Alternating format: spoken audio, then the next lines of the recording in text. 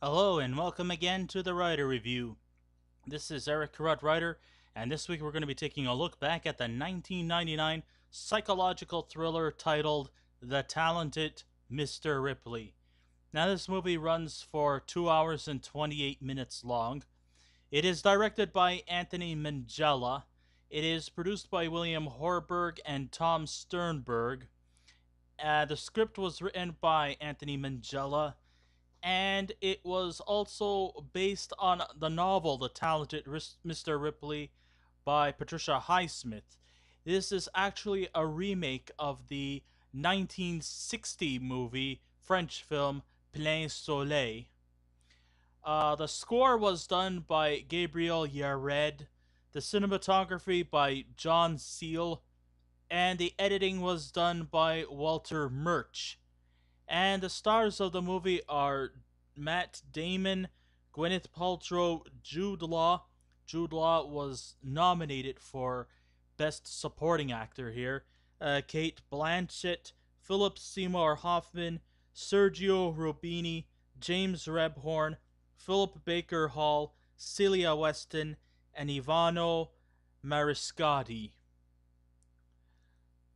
Well, if there's one thing that kept this movie intrigued, would be the musical backgrounds, which is really ear friendly thanks to the great composer in Gabriel Yared.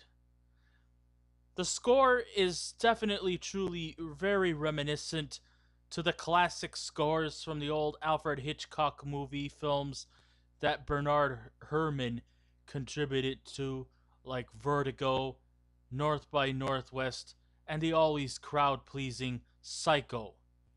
The opening titles that has that kind of feeling like Hitchcock as the picture slowly materializes into a stream of different colors.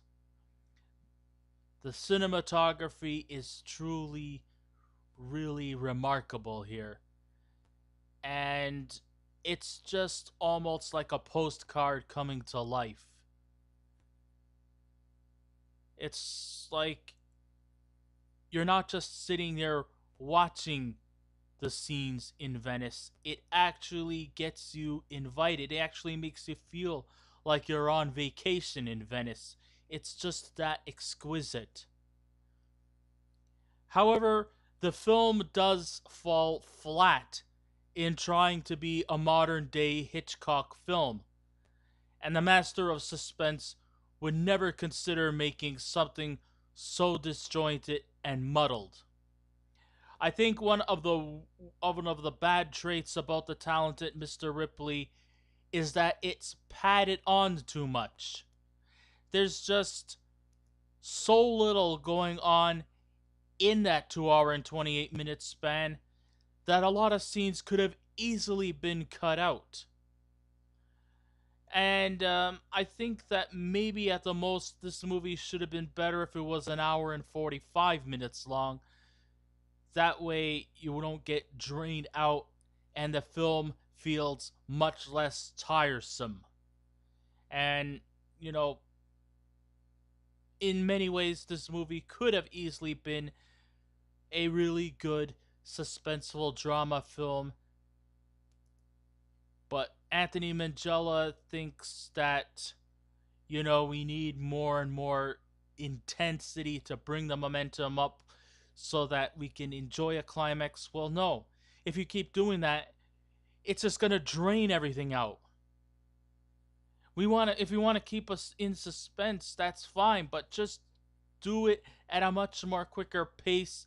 And this movie could have easily been better if it would have been an hour and 45 to an hour and 50 minutes long instead of 2 hours and 28 minutes.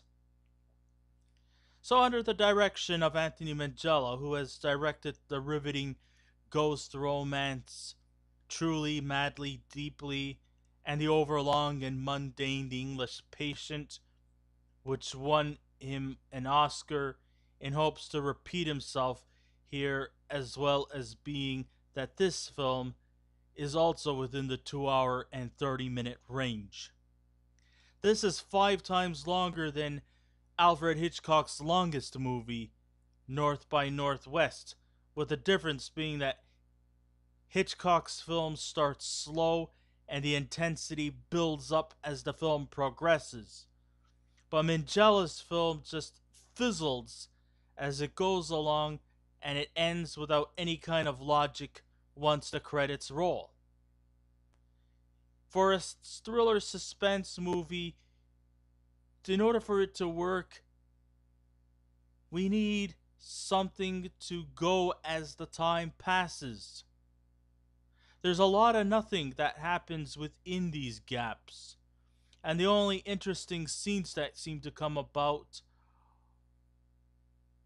are by then tiresome, because you start to wonder, why did this one scene take so long for the other scene to build up on? Makes absolutely no sense.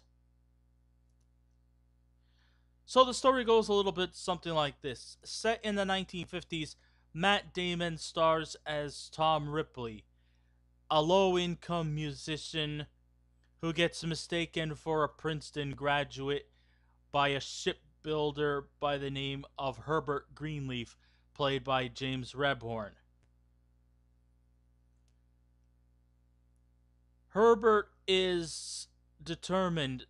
Herbert mistakes Ripley as a Princeton graduate, and Ripley gradually invites himself to the fact that he and Dickie Greenleaf, played by Jude Law, were bosom buddies while in Princeton.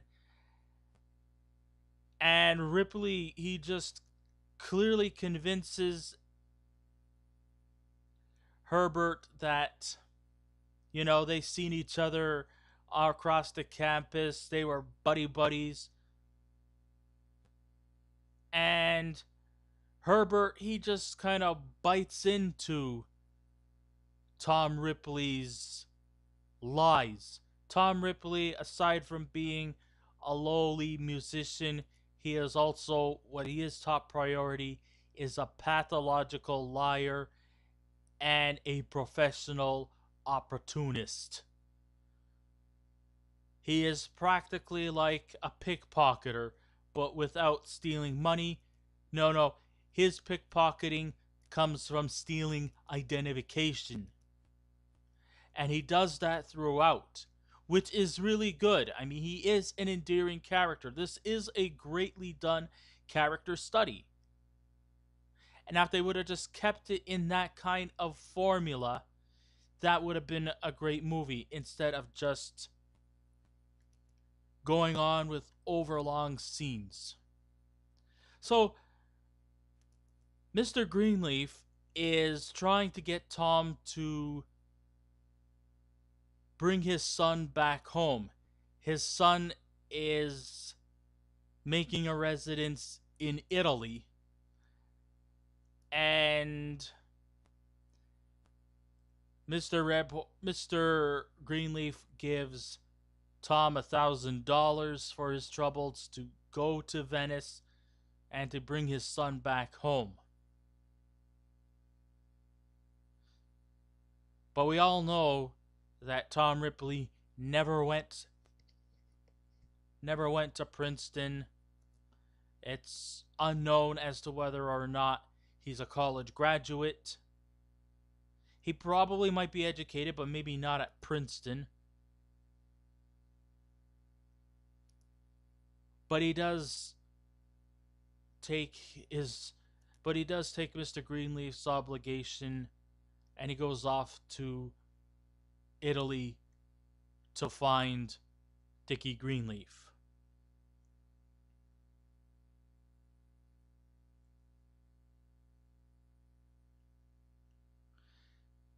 Dickie is enjoying his life there with his, I don't know whether it's his wife or if it was his girlfriend. Her name is Marge Sherwood, played by Gwyneth Paltrow. Ripley gets adjusted to this lifestyle and does everything he can to nurture it as much as possible. Now, of course, as time goes on, we see the true colors in Matt Damon's character, Tom Ripley. And he eventually ends up, you know, so infatuated with Dickie Greenleaf that it seems like he follows him practically everywhere. Now, at first, the buddy buddy system between Tom and Dickie were okay at first. They were getting it on, they were pretty cool with each other. But then the friendship between Tom and Ripley, I mean, between Tom and Dickie become sort of, um, well, they start to sort of drift apart. So they decide that, they were going to go to one more trip together to San Remo. When they get on a canoe, Dickie starts to eventually end up becoming more annoyed with Ripley's presence. They get into a heated conflict, which eventually leads to Tom Ripley murdering Dickie Greenleaf and sending his body ashore. And now Tom Ripley has swapped his identification and is now going by the name of Dickie Greenleaf. He is the new Dickie Greenleaf. He writes his checks with the name Dickie Greenleaf. Everybody in Italy knows him more as Dickie Greenleaf as he is Tom Ripley. Of course, as time goes on, more and more suspicions about Dickie Greenleaf's disappearance becomes more and more highly questionable. So then, of course, some of his close associates, especially Philip Seymour Hoffman's character, Freddie Miles, he knew that there was something not going right about this whole camaraderie between Tom Ripley and Dickie Greenleaf. When he comes to Greenleaf's hotel apartment, he realizes that it's not Tom that it's Tom that's at the door and not Dickie. I mean, he was expecting Dickie Greenleaf, but it was Tom that was there instead. And Tom actually started to decorate the house a certain way that Dickie Greenleaf would never would never decorate. He has it done in a certain way that would fit Tom Ripley and not Dickie Greenleaf. And Freddie becomes very, very suspicious of this. When one of the servants actually refers to Tom Ripley as Dickie Greenleaf, Freddie goes back upstairs to try to confront with Tom, only to get his head busted by an actual bust of a statue. Yeah, he got hit in the head. He got busted by a bust. Little joke there. So, and then, as time goes on, Marge Sherwood starts to also start to get suspicious about him. And eventually, I think Herbert Greenleaf sends an inspector to try to puzzle the pieces together as to relates to Dickie Greenleaf's disappearance. And it could have been just a much more, it could have been better if it would have been just a subtle, simple suspense film. I just don't understand why director Anthony Minghella wanted to make such a simple story all the more confusing and all the more tiresome to sit through. That's kind of one of the things that makes this movie so overrated. Sometimes less means more.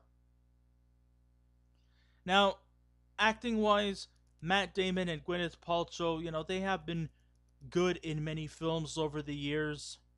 But here, they seem to be streaming along with very little complexity towards their characters.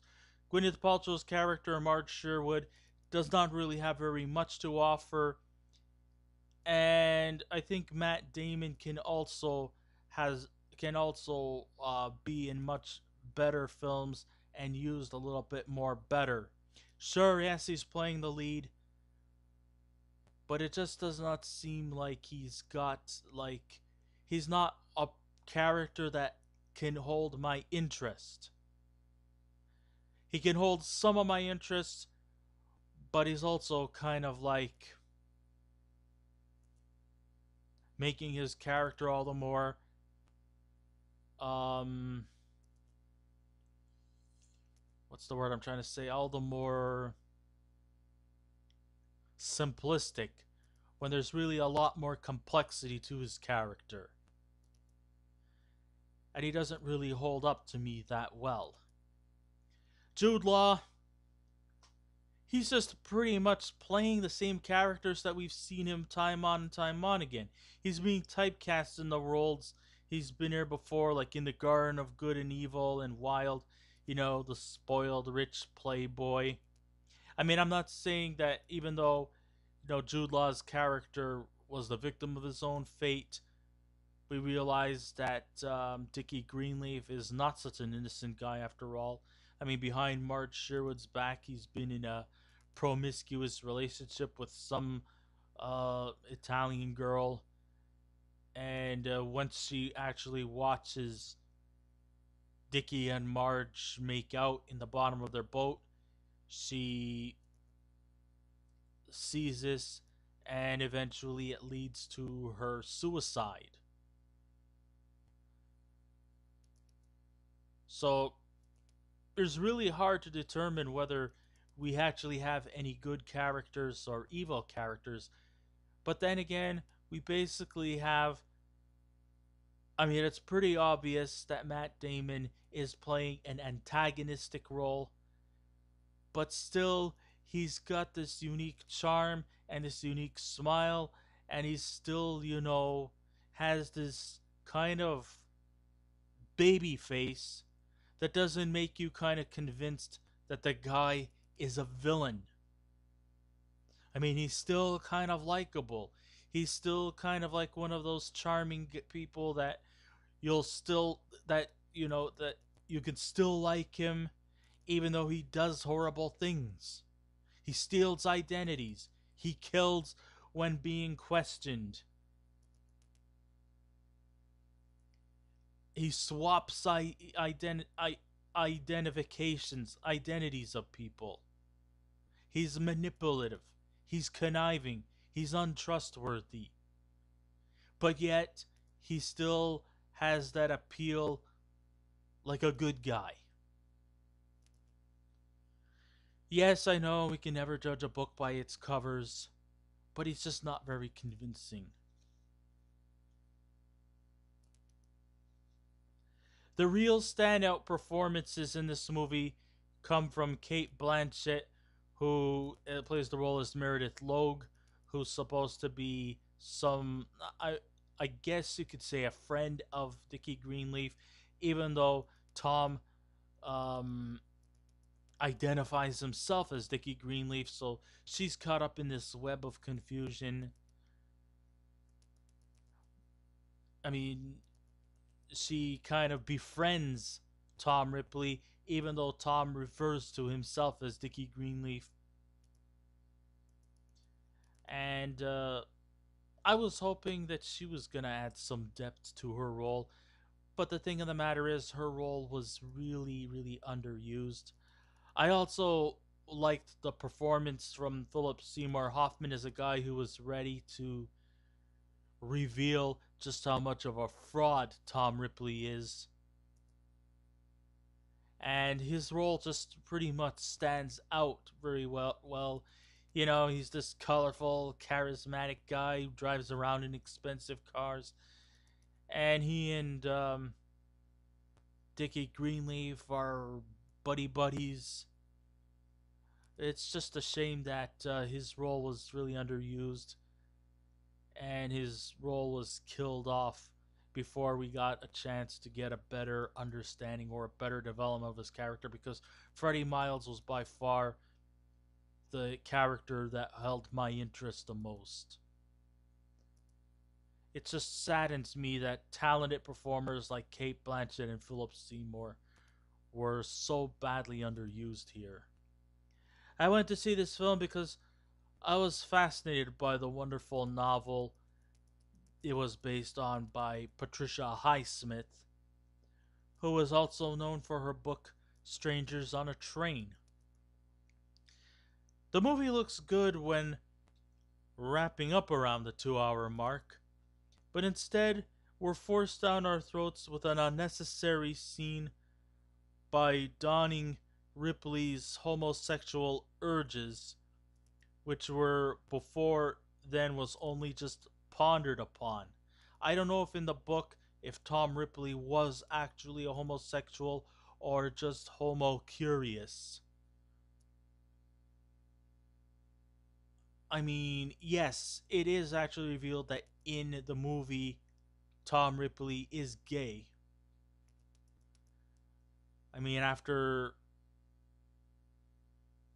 his I guess his breakup with Dickie Greenleaf because he murdered him, he moved on and is now with another character. I forget his name. He was played by British actor Jack Davenport, and they are now a couple. That's how the movie ends. Now, the gay subtext was only meant to be a mystery and should have never been revealed. This is just another fine line of Hollywood cliches of gay serial killers, which to this point has become totally homophobic and inexcusable. There's no need for that. Not all serial killers are homosexuals. Jack the Ripper, Charles Manson, the Boston Strangler. They were all serial killers, and neither of them were homosexual.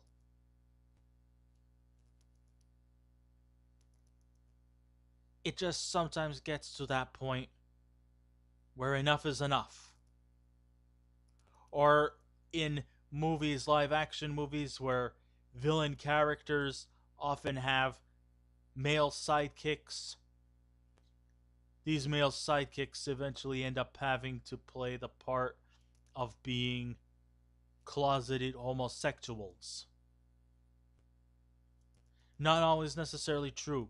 Can't for once a villain or a villain's sidekick, can they for once just have a friendship with the villain or the villain itself with by keeping it platonic?